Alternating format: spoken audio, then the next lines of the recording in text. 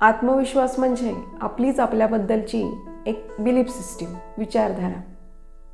ही विचारधारा जरी आपलीच आपल्याबद्दल असली तरी सुद्धा आपल्या आजूबाजूच्या लोकांचा, समाजाचा यावरती बराच प्रभाव पडत असतो.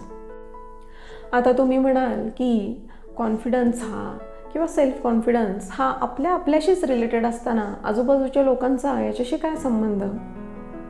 तर अगदी लहानपणापासून सुद्धा किंवा अगदी लहान बाळाला सुद्धा तू जर हुशार आहेस असं म्हटलं तर त्याला खरंच असं वाटायला लागतं, बाबा माझी आई किंवा माझे बाबा किंवा माझे काका मामा मला हुशार आहेत म्हणतायत, म्हणजे मी खरंच हुशार आहे बरं का.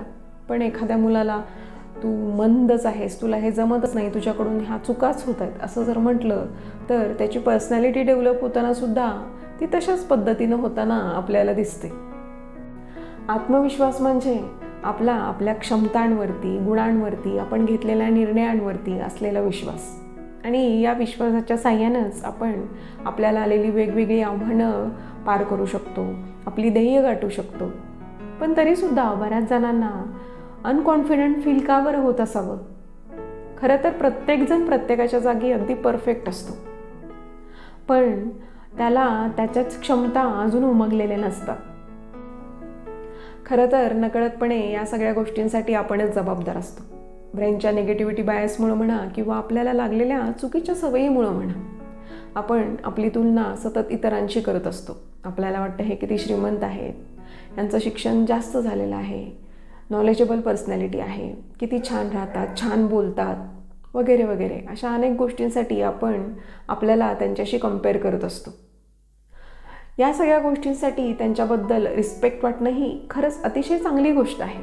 पण यामुळं आपण आपल्याला कुठेतरी कमी समजून घ्यायची गरज नसते. आपल्यातही काही चांगल्या गोष्टी असू शकतात, जसं की एखाद्याबद्दल आपल्याला चांगला विचार करता येतो, मोकळ्या मनानं आपल्याला ॲप्रिशिएट करता येतं. ह्या चांगल्या क्वालिटीज आहेत ना आपल्यातल्या. पण तुम्ही म्हणाल या सगळ्या क्वालिटीजचा मला आयुष्यामध्ये यश मिळवण्यासाठी, सक्सेस मिळवण्यासाठी काय उपयोग? येस, ऑफकोर्स आहे ना उपयोग. कारण तुम्ही जे समाजाला देत असता, जे इतरांना देत असता, तेच फिरून तुमच्याकडे येत असतं. So listen carefully. कॉन्फिडन्स वाढवण्याची पहिली पायरी काय असू शकते तर accept yourself as you are at present. तुम्ही जसे आहात तसे स्वतःला स्वीकारा. थांबवा हे युद्ध, माझ्याकडे हे नाही आहे, ते नाही आहे, मला हे येत नाही आहे, ते येत नाही आहे. थांबवा सेल्फ क्रिटिसिझम, स्वतःबद्दलचा negative talk, negative self talk थांबवा. स्वतःच्या फ्लॉजवरचं फोकस जरा बाजूला करा, हटवा. Stop believing that you are not good enough because it leads to the low self esteem. आपण अशाच पद्धतीनं विचार करायला लागलो ना तर आपली थिंकिंगचा पॅटर्नसुद्धा अशाच पद्धतीनं व्हायला लागतो.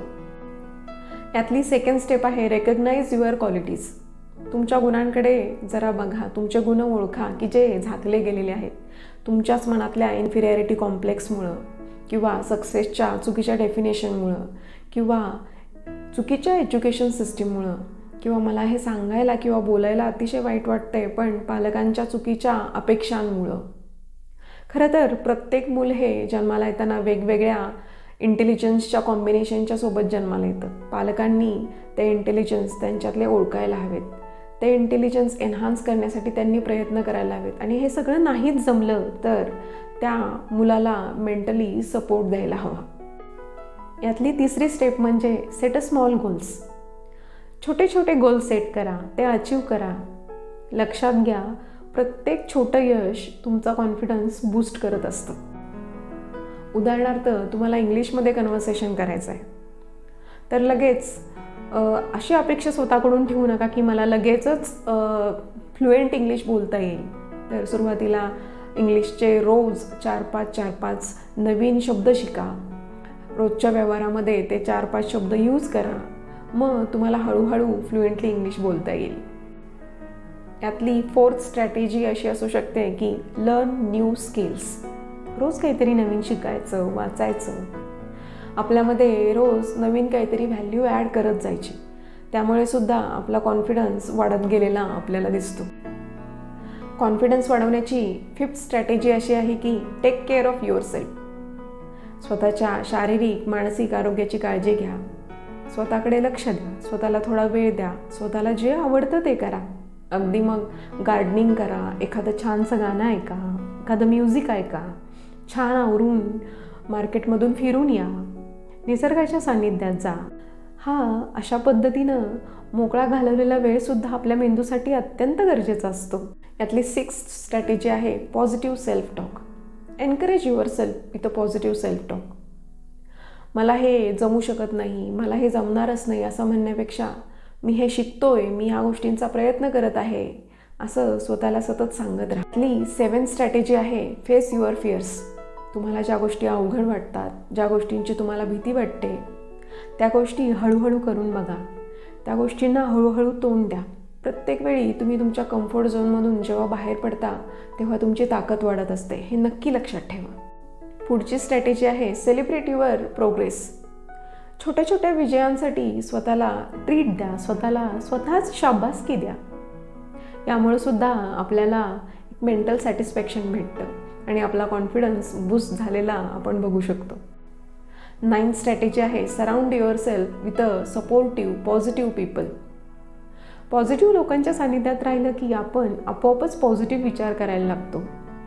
प्रॉब्लेमवरती फोकस न करता आपण सॉल्युशन्सवरती फोकस करायला लागतो आणि हळूहळू अवघड वाटणारे प्रॉब्लेम्स, अवघड वाटणाऱ्या गोष्टी आपल्याला सोप्या व्हायला लागतात आणि आपण हळूहळू आनंदी, समाधानी राहायला लागतो.